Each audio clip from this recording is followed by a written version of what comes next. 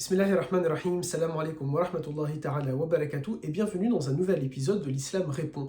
La question que nous allons traiter aujourd'hui, c'est de savoir si les musulmans sont antisémites. C'est quelque chose qu'on entend très souvent, les musulmans sont antisémites, l'islam est antisémite. La première chose qu'il faut dire ici, c'est rappeler qu'est-ce que les gens qui sont sémites, qu'est-ce que le sémitisme?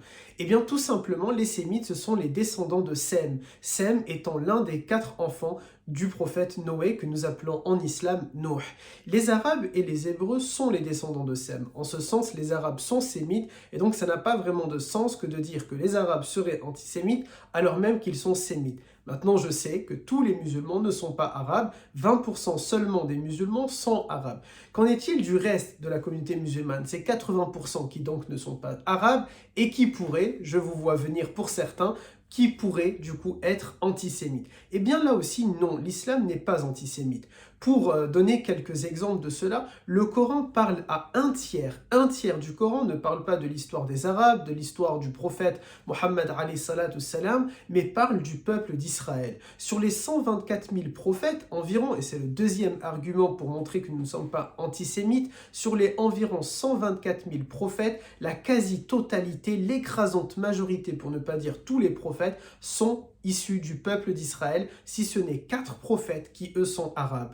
Enfin, nous pourrions aussi citer la constitution de Médine, lorsque le prophète, alayhi salatu salam, est exilé de Mecca, sa ville natale, sa terre natale, son pays natal, et qu'il doit trouver l'asile politique à Médine et y fonder un État, une société. Il va mettre en place ce qu'on appelle la constitution de Médine, que je vous invite à aller vous renseigner et regarder. Et bien dans cette constitution de Médine, le prophète alayhi salatu salam assure la liberté de culte pour le peuple d'Israël, pour ce que nous appelons nous en arabe Banu Israël. Ils ont le droit de continuer de suivre leur culte, ils ont le droit de pratiquer leur culte et nulle arme ne peut leur être faite.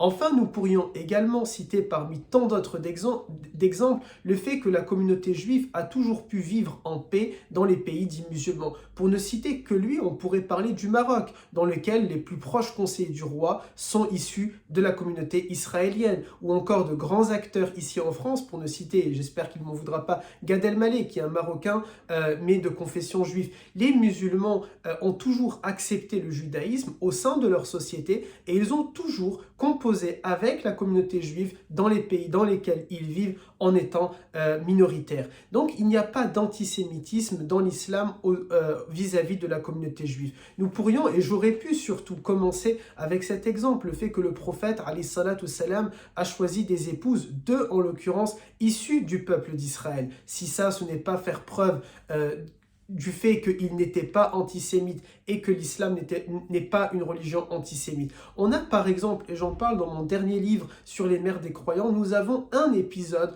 dans l'histoire du prophète sur ses 23 années de prophétie où une des épouses du prophète a dit une parole qui pourrait être assimilée à de l'antisémitisme. Une parole où elle va dire au prophète, en parlant de celle de l'une d'entre elles qui est issue de la communauté juive, en disant « ta juif » au prophète. Eh bien le prophète a tellement refusé cette parole-là, a tellement lutté contre l'antisémitisme qu'il va vouloir ne plus parler avec cette femme-là pendant 3 mois. 3 mois où il ne lui adresse pas la parole, symbole et signe qu'il refuse ce genre de discours, qu'il refuse l'antisémitisme, qu'il refuse les paroles contre telle ou telle catégorie de population, mais en l'occurrence pour cette vidéo, contre la population juive. Barakallahu fikum et salamu alaikum wa rahmatullahi wa barakatuh.